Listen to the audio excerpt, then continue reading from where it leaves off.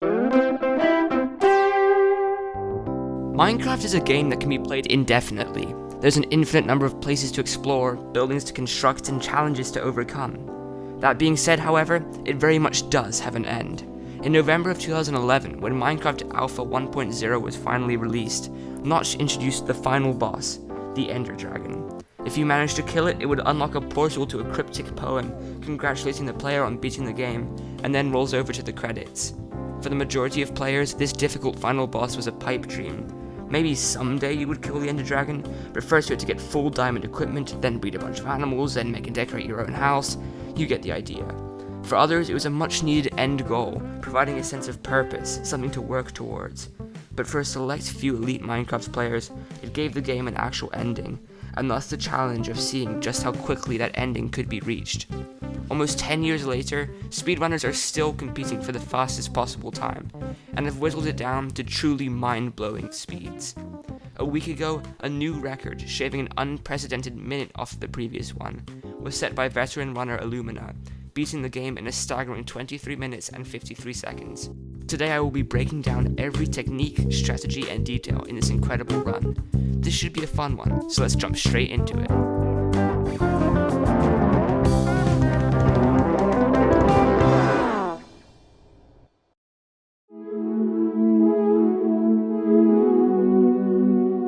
Okay, so the first thing you need to know to follow this run is exactly what the rules are for this category. There are basically 4 main speedrunning categories, or ways of speedrunning the game, each with their own rules, strategies, and leaderboards. The first distinction is fairly easy: regular and glitchless runs. In a regular any percent speedrun, the goal is to beat the game as quickly as possible, and there are essentially no restrictions, except that you don't play on peaceful mode, where there are no hostile mobs. This means any glitches are fair game, from cancelling full damage by logging in and out of the game before landing, or duplicating items to get loads of a certain thing as quickly as possible. In glitchless, on the other hand, there are more restrictions, and obviously glitches are banned. In the end, regular speedruns are significantly faster, because longer or more tedious tasks can be skipped using various glitches, but glitchless tends to be a fan favorite, as it is played very much like how your average player would, except with significantly more skill and expertise. The second distinction is between set seed runs and random seed runs. As anyone who has played a decent amount of Minecraft can tell you, when you go to create a world, there is an option to type in a seed. A seed is like a code which dictates how the game generates the world, allowing you to replay in the exact same world with the exact same layout multiple times. The result in speedrunning is that you can choose a super ideal world layout and then memorize where everything you need is so as to beat the game in a super fast time. This is more like your average speedrun in other games, since almost every run is identical, and the key is just to optimize every little action to get the fastest time possible. And the result is a substantially faster time. On the other hand, if you choose not to type in a seed when creating a world, the game randomly generates one for you, and when the world loads in, you have absolutely no clue what you will find or where anything is. Obviously, this adds a bunch of time to the run looking for things, and also means the run is way more luck-based, since an unlucky world can quite easily make or break a run. However, it does require more knowledge of the game in addition to skill, and like with glitchless, is much more appealing to your average person, as it is very much like what you might experience when you play a survival Minecraft world. Illumina's remarkable run is a random seed glitchless one, meaning he is launching into a fully randomized world with no idea what to expect and no glitches to aid him, making his insanely fast time all the more impressive and fun to watch.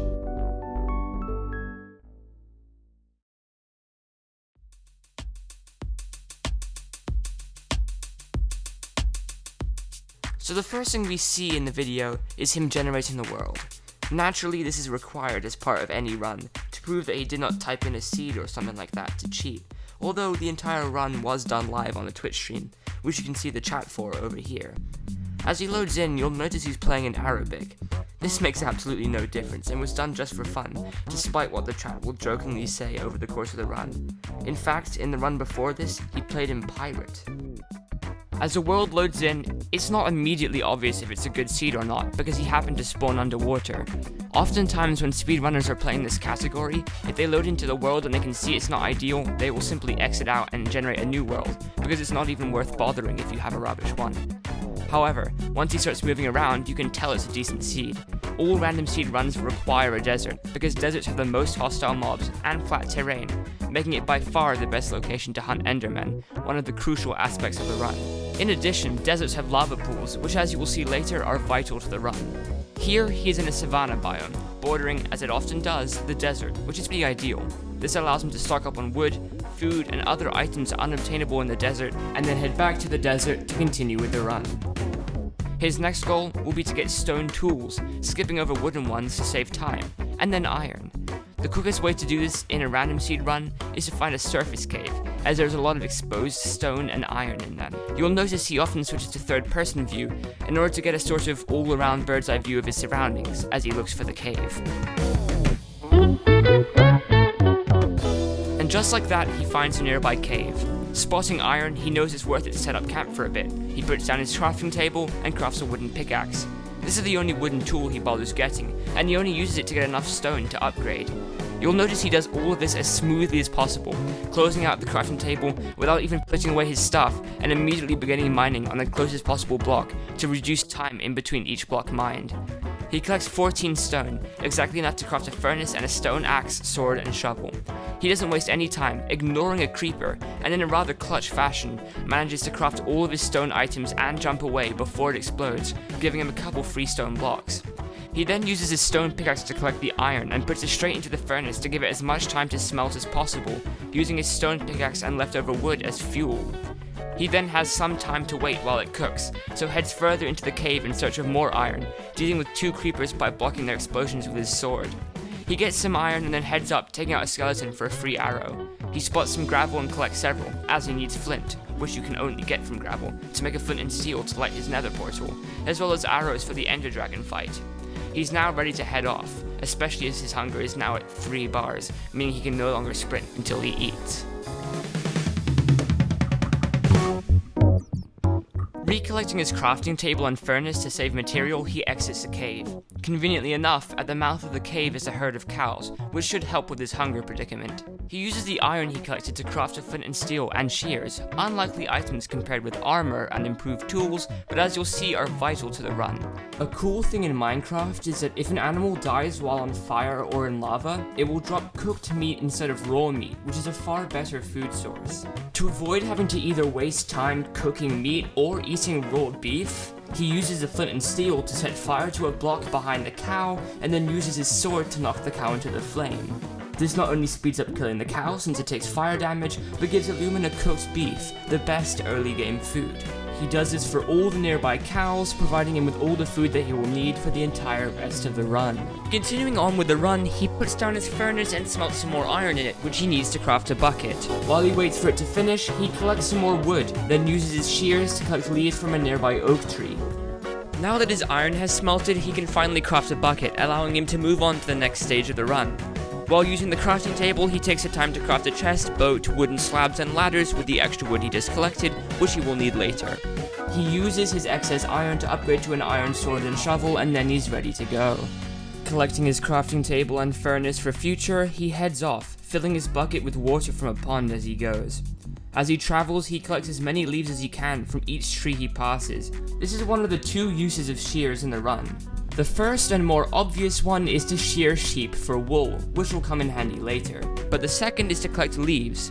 Leaves are not actually needed to beat the game, but over the course of the run, Illumina will need cheap, expendable blocks to do various things, and leaves are one of the few blocks in the game that break instantly, as you can see, making them ideal for this use. Since he has shears anyway to get wool, it makes sense to use them to quickly gather some spare blocks. Let's go this way. But let's pause for a moment here to better understand where we are in the run. 5 minutes in, Illumina has basically everything he needs, even without armor, and is about tied with the former world record. Now's the time to start preparing to fight the Ender Dragon.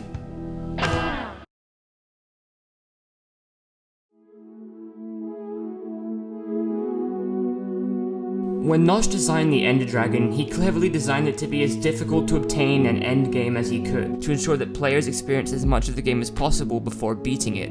First of all, the Ender Dragon is located in the End Dimension, which can only be accessed through an End portal, found in Strongholds, one of the hardest structures to find in the game. On top of that, the end portal can only be located and activated using Eyes of Ender. To enter the end dimension, each of the 12 portal frames must have an Eye of Ender put in, and when the world generates, there's only a 10% chance for each portal frame to have an Eye of Ender already in it, meaning the odds of an activated portal without player intervention is 1 in a quadrillion.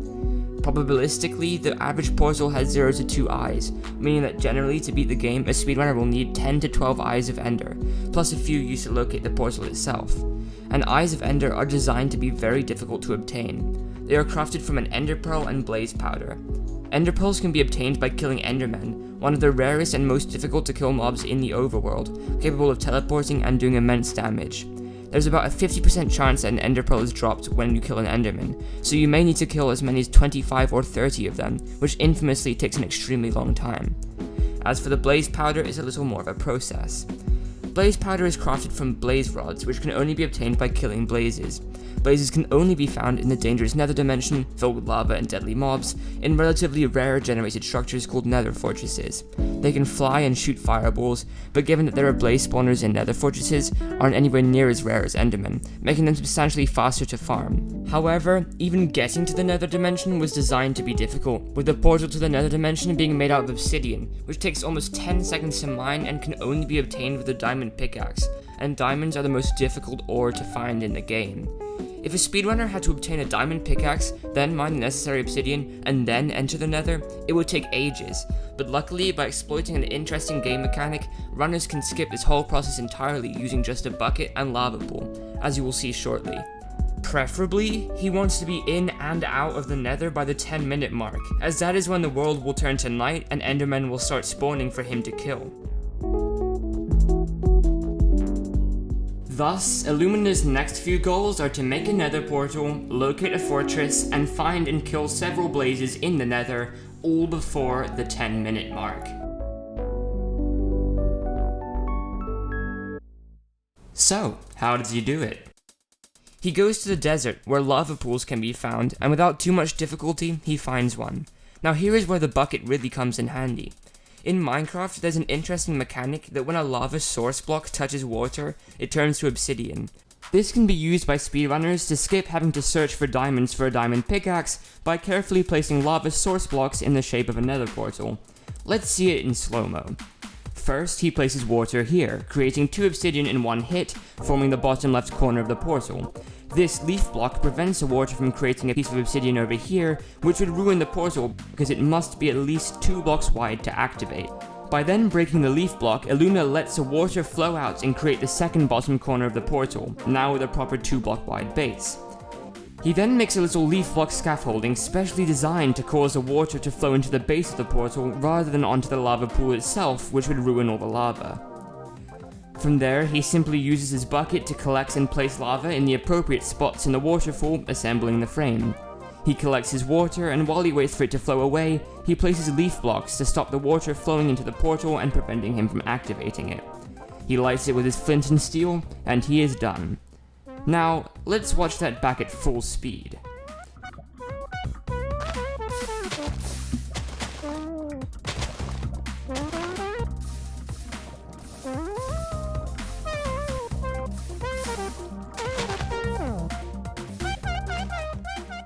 And with that impressive display, he is all set. Already about 20 seconds behind the previous world record run, he goes through. Now that he enters the Nether, he is reaching the second section that can make or break the run. The first is the initial world spawn, where runners will generally just reset if they get a bad biome or location. The second part is the Nether, because the only reason he is going there is to obtain blaze rods from a Nether fortress. And while Nether fortresses aren't that rare, he can't afford to be looking for too long, as he needs to get back in the overworld for the 10-minute mark, when the first day ends. This Nether, however, is ideal, with a Nether fortress plainly visible directly from the portal. Now that he has located the fortress, he needs to find a blaze spawner, as they provide a constant flow of blazes to kill. As it turns out, this Nether was doubly lucky, because as he heads toward the Nether fortress, he immediately stumbles upon a spawner. As if that weren't enough, the spawner is embedded in a netherrack cliff face, which is a common glitch with Nether fortress generation, which actually means the blaze spawner is even easier to grind. Now that he's located a blaze spawner, he immediately starts setting about farming the blazes that are spawning from it. Thanks to the netherite cliff face, this is reasonably easy because he can just block off the opening to prevent them from flying away. Thanks to the staircase design of blaze spawner rooms, he sets it up like this, so that the blazes will come down to try and get a good angle to attack him from, and then he can finish them with his iron sword. Every time he kills a blaze, there is a 50% chance of dropping a blaze rod, and he needs about 6.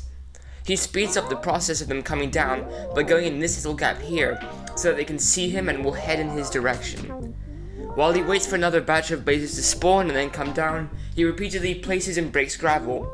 This is because every time you break a gravel block, assuming you have no enchantments, there is a 10% chance it drops flint.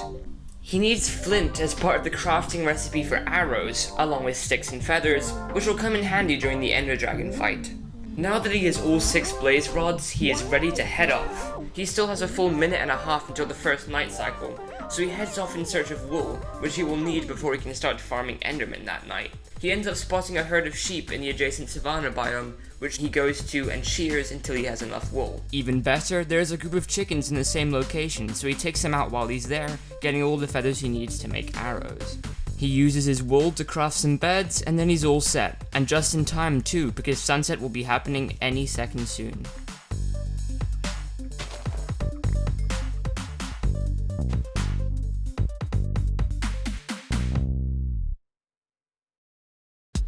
Until reasonably recently, the preferred method of obtaining ender pearls was just to run about in the desert and kill any enderman you came across. If you watch Illumina's popular random seed glitchless run from SGDQ 2019, that's the technique he uses there. However, nowadays, they use an enderman tower. To build an enderman tower, he first chooses a nice spot that is a low point in the nearby terrain and surrounded by pretty flat ground. The tower consists of a little hole in the ground with a lava pit, a chest for all his items, and a ladder to climb up to a little hole to attack the enderman's legs through. Above that is a 120 plus block tower, hence the need for all the leaf blocks, with a gap at the bottom to stop fire or spiders climbing up it, and a ladder at its base.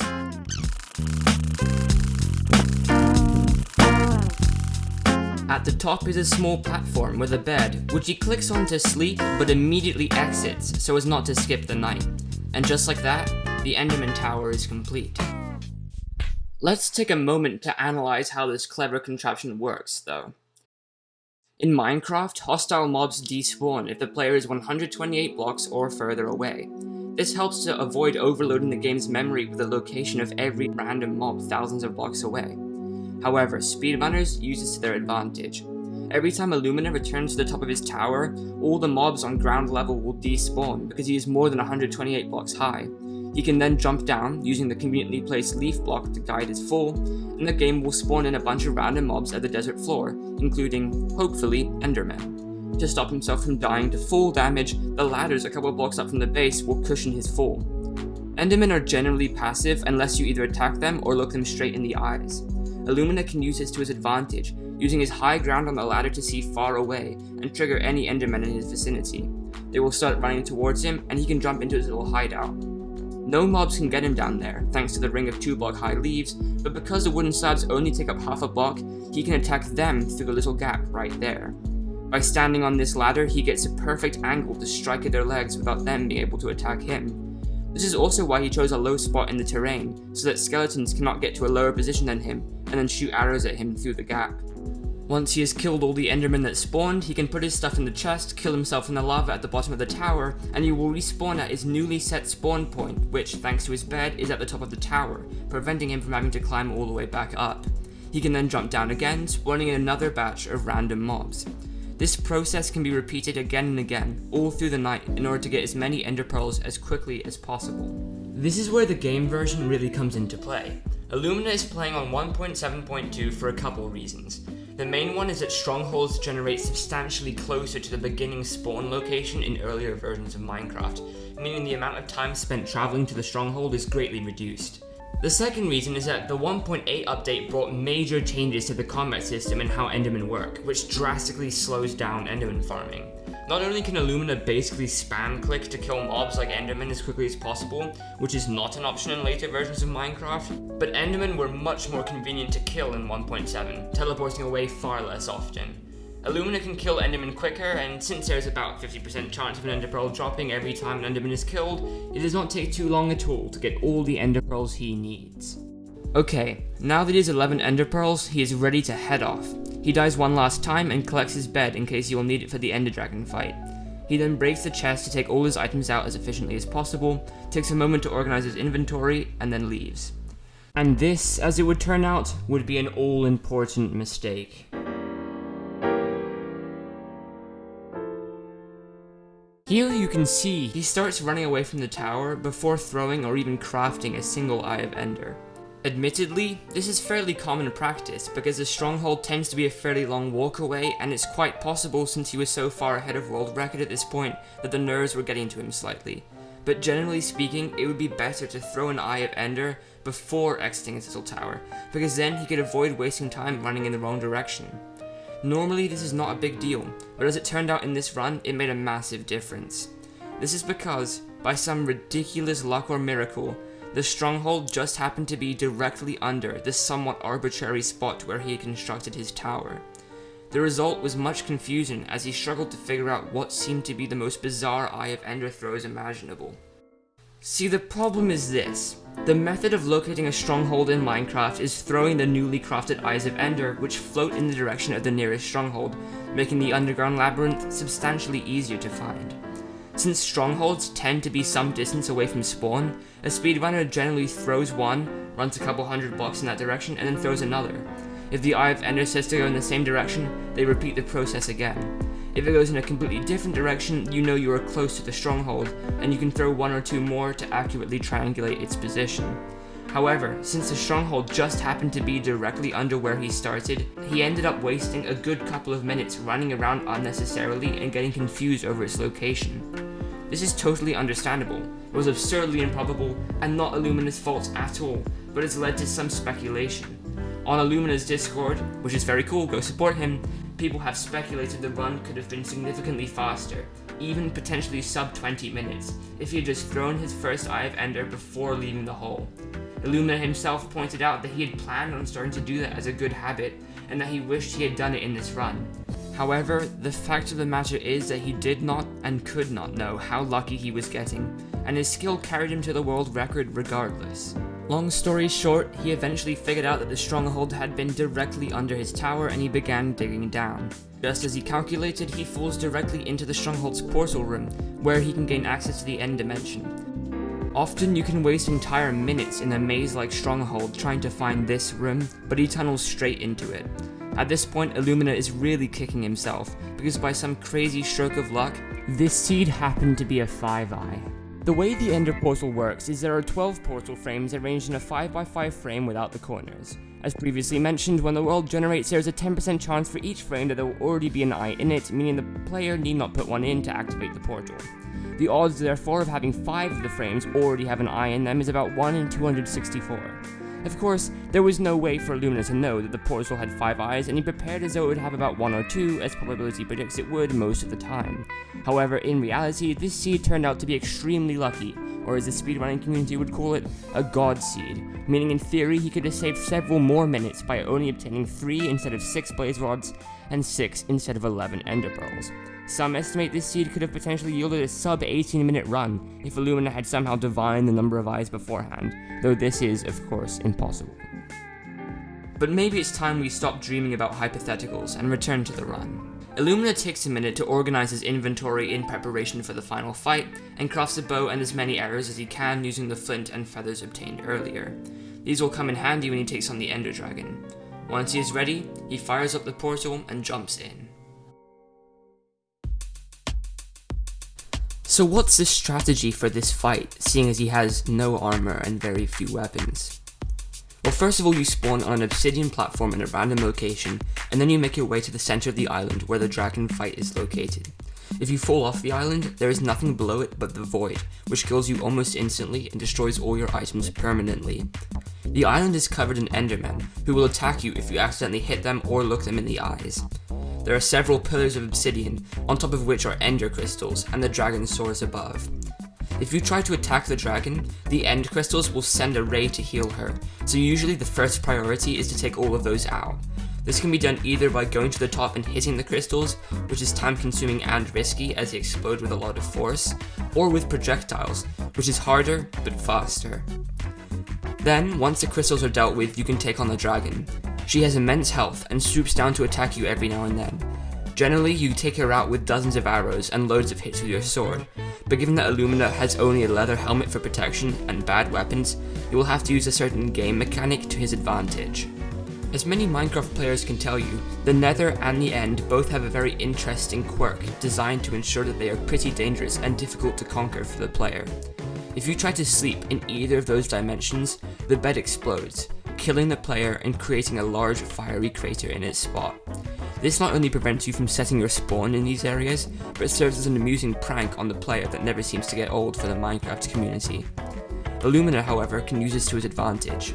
If you right-click to enter a bed and then immediately press the exit bed button, you can trigger the bed explosion, but get out of the bed before it instant kills you. In addition, if you place a block between you and the bed, when you press to exit the bed and return to your location before entering it, the block will soak up some of the force of the explosion and increase your odds of survival.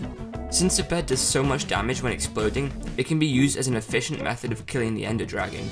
In fact, it can sometimes be possible to kill the dragon in as little as 3 bed explosions. This maneuver is risky, however, as it can easily kill the player, and it is quite clear the nerves were starting to get to Illumina's head. He enters the end dimension a mere 9 seconds ahead of the old world record, so a single mistake would not only cost his life, but the entire run too.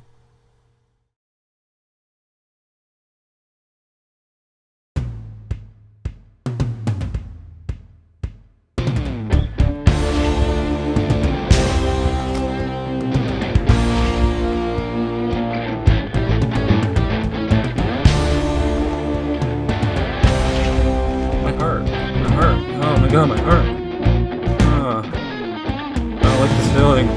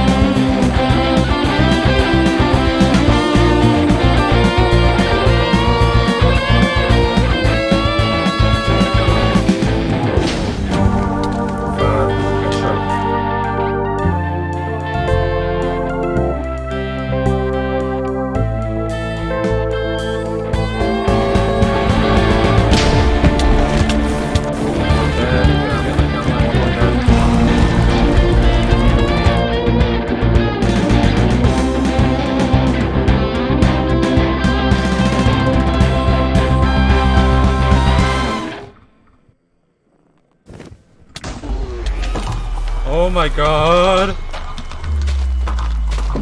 I'm a legend! I'm a legend! I'm a legend! I'm a freaking legend!